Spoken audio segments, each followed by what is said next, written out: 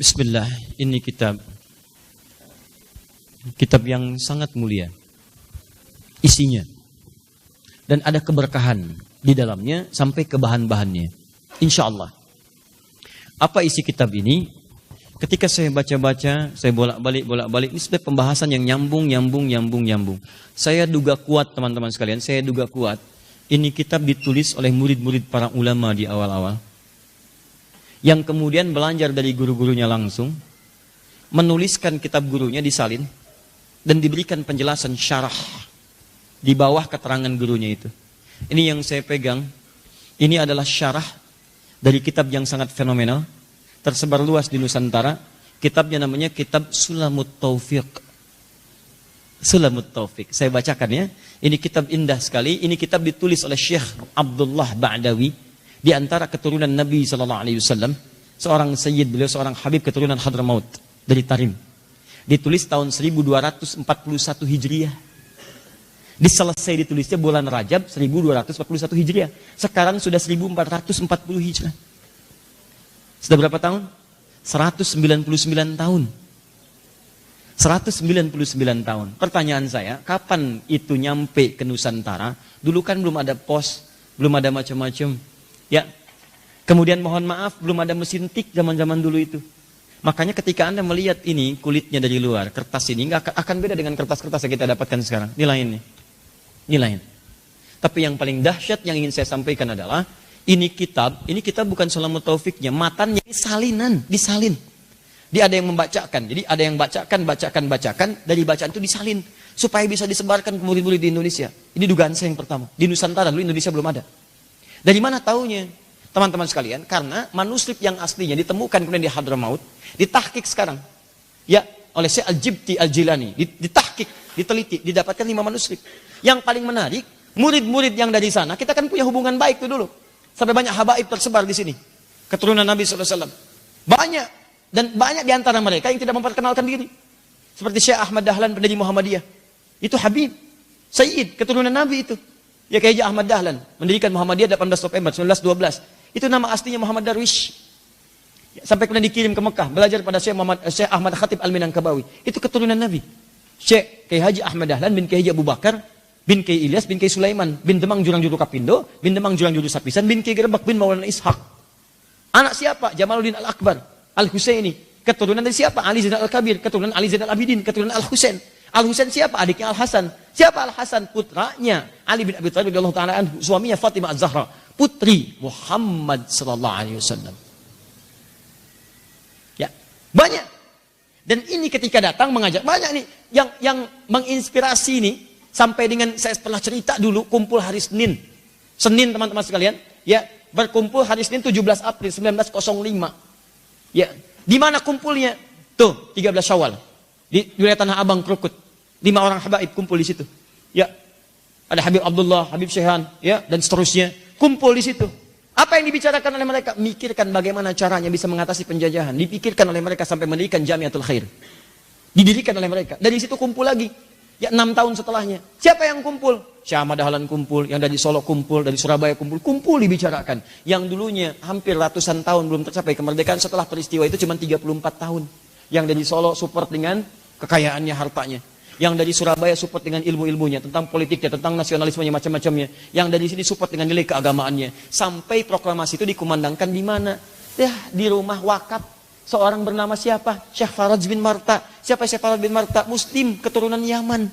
Cinta dengan Indonesia, diwakafkan rumahnya di Jalan Pegangsaan Timur nomor 56. Cuman di buku sejarah sekarang itu cuman disamarkan Jalan Pegangsaan Timur nomor 56. Jalan Pegangsaan Timur nomor 56. Itu rumah-rumah siapa? Kan ada nomornya. Kalau nggak ada nomornya di jalan, mana ada proklamasi di jalan?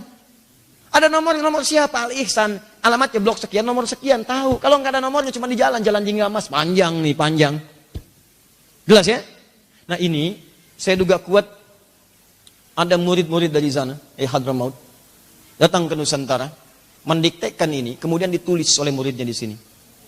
Apa buktinya? Buktinya ini ganda nih. Dari kitab yang saya terima lebih daripada 10. Di 10 kitab ini isinya ada yang mirip-mirip dan tulisannya ada yang beda, khatnya. Ya, ada khatnya yang naskhi, ada khatnya ruq'ah, beda-beda. Di ada 2, 3 versi tulisan yang sama, maksudnya isinya sama, cuma jenis tulisannya beda. Ini menunjukkan yang nyalinnya bukan orang yang sama. Ya, tapi yang menarik, bentuk tempat menyalinnya, kertasnya sama. Dan dari kulit kayu sebagiannya. Dan yang paling dahsyat, perhatikan tintanya. Rayapnya tidak memakan tintanya. Abadi, Masya Allah sampai sekarang. Isinya ini yang Sulamut Taufik saya bacakan, masih terbaca dengan sangat sempurna sekali. Saya baca. Bismillahirrahmanirrahim. Alhamdulillahirabbil alamin wa asyhadu an la ilaha illallah wahdahu la syarikalah wa asyhadu anna Muhammadan abduhu wa rasuluhu. Ya. Sallallahu alaihi wasallam wa ala alihi wa sahbihi wat tabi'in amma ba'du fa hadza juz'un latifun yassarahu Allah taala fima yajibu ta'allumuhu wa ta'limuhu wal 'amalu bihi lil khas wal 'am. Ini adalah setelah beliau menuliskan mukaddimahnya memuji Allah bersalawat kepada Rasulullah SAW, beliau mengatakan ini bagian ya juz'un latifun, bagian yang sangat lembut, bagian yang ringan dari apa yang bisa saya tuliskan di ketawaduan bentuknya. Ketawaduan. Kemudian yassarahullahu taala, Allah yang memudahkan saya untuk menuliskan ini. Masya Allah, tawadu sekali.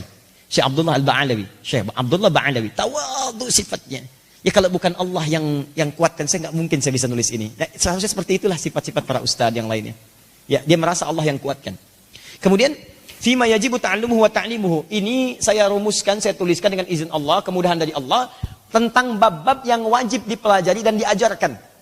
Ya, ini kalau Anda baca kitab awal sampai akhirnya, ini sebetulnya bimbingan ringkas, terutama bagi orang-orang yang sekarang sibuk. Di sini ada tentang tauhid, ada tentang fikih, ada taharah ringkas, ada bab fikih ringkas dan sebagainya. Ya, ini khulasanya. Nah, kemudian wal amalu bihi, dan untuk mengamalkannya lil khasi wal am, baik bagi kalangan khusus maksudnya para ulama, ya bisa silahkan telah lagi kitab saya. Mungkin ada catatan, mungkin ada yang kurang, mungkin ada tambahan di dalamnya, silahkan. Lil khas, kalangan khas, khawas, ya, ulama, asatidzah, habaib dan sebagainya. Wal am atau awam. Maksudnya kalau khas Anda pelajari itu untuk diajarkan, awam pelajari dari kalangan khas ini. Kalau Anda belum paham, datangi ustaz, datangin kiai, bahas kitab saya ini. Kemudian wal wajib ma wa'adallahu fa'iluhu bitsawab. Ada yang wajib itu, nah ini yang saya katakan, harusnya ada alifnya, ini enggak ada alifnya. Ini berarti disalin nih. Jadi dibacakan disalin. Ya, wal wajib harusnya wajib ditulis alifnya hilang. Wal wajib ini biasa dalam manuskrip biasa. Ya, nanti kadang-kadang ada tahqiq di bawahnya. Ini harusnya ada alif, ini begini, ini ada penjelasan. Ya. Ma wa'adallahu fa'ilahu bitsawab wa tawa'ada tarikahu bil iqab. Ya, beliau menjelaskan pertama, sedangkan wajib itu kata beliau, lihat, kata beliau isi kitab ini berupa kewajiban. Anda harus pelajari karena ini wajib untuk kita. Sedangkan wajib itu kalau dikerjakan dapat pahala, kalau ditinggalkan dapat dosa. Apa artinya kata beliau ini? Saking pentingnya kitab saya ini, Anda jangan tinggalkan karena di sini banyak berupa kewajiban. Saya khawatir kalau Anda nggak kerjakan, Anda disiksa oleh Allah. Tapi kalau Anda kerjakan dapat pahala. Saya nulis kitab ini karena sayang dengan Anda. Kalau saya nggak sayang dengan Anda, nggak akan saya tulis. Saya takut Anda kena azab Allah. Saya takut Anda kena hukuman Allah. Karena itu ini saya tuliskan sebagai cinta saya kepada Anda. Tawadu. Maka kemudian wasammaituhu, maka saya beri nama kitab ini Sulamat Taufiq ila mahabbatillahi ala tahqiq. Masya Allah. Jalan-jalan untuk mendapatkan, atau tangga sekarang sulam itu ya, tangga, tahapan-tahapan untuk mendapatkan pertolongan Allah sehingga bisa meraih cintanya yang hakiki. Seakan-akan beliau ingin mengatakan kalau Anda ingin mendapatkan cinta Allah, disayang oleh Allah, diberikan banyak pahala, maka saya tuliskan rumus-rumusnya, inilah tahapan-tahapannya. Baca kitab saya ini, maka insya Allah Anda diberikan taufik, bimbingkan oleh Allah untuk mendapatkan cintanya yang sejati. Sulamut Taufiq ila mahabbatillahi ala tahqiq. Teman-teman, sekarang kitab ini terjemahannya sudah banyak menyebar. Tapi tidak banyak orang tahu siapa murid pertama di Nusantara yang menuliskan kitab ini. Inilah ada rekamannya. Di kalangan orang-orang pertama yang menuliskannya. Dan ada syarahnya.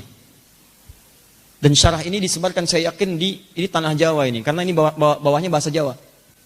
Bahasa Jawa bawahnya. Ya, Jawa yang dituliskan dengan huruf Arab. Dulu Belanda itu sengaja kemudian melarang bahasa-bahasa Melayu. Ya, karena bahasa Indonesia belum ada. Melayu dilarang digunakan sebagai bahasa resmi untuk terjemahan kitab, supaya orang Indonesia itu atau orang Nusantara dulu nggak pandai, nggak ngerti tentang persoalan-persoalan yang ada. Maka hanya boleh diterangkan dalam bahasa lokal atau bahasa Arab. Makanya nanti sebagian kitab yang saya dapatkan itu nanti ada syarahnya dalam bahasa Arab. Bukan hanya satu kitab ini, tapi banyak beragam kitab. Ya, sekarang saya akan coba cari waktu. Siapa, saya ingin coba diungkap siapa yang menulis kitab ini. Kalau ditemukan, kita akan menemukan guru-guru awal kita, pendahulu kita, yang kita akan tahu bagaimana cara mereka berjuang. Yang paling menarik, kok bisa mereka menemukan tinta yang bertahan sampai dengan sekarang. Ini bertahan. Tintanya bertahan. Kalau 199 tahun yang lalu itu diajarkan, kemudian dibawa ke Nusantara pada saat itu misalnya, 1323 aja, itu pertemuan perkumpulan yang di Tanah Abang Krukut itu. 1241 beres kitab ini ditulis bulan Rajab. Kalau pada saat itu, taruhlah kemudian 50 tahun setelahnya datang ke Nusantara ke sini, berarti paling minimal usia ini kurang lebih 100 tahun lebih lah, 150 tahunan. Tintanya abadi sampai sekarang. Apa amalan orang-orang ini yang saat menulis itu tintanya diabadikan oleh Allah? Itu yang coba kita gali. Mudah-mudahan kita dapatkan hikmah di balik itu. Yang insya Allah mudah-mudahan amal kita pun abadi sampai kembali kepada Allah Subhanahu wa ta'ala.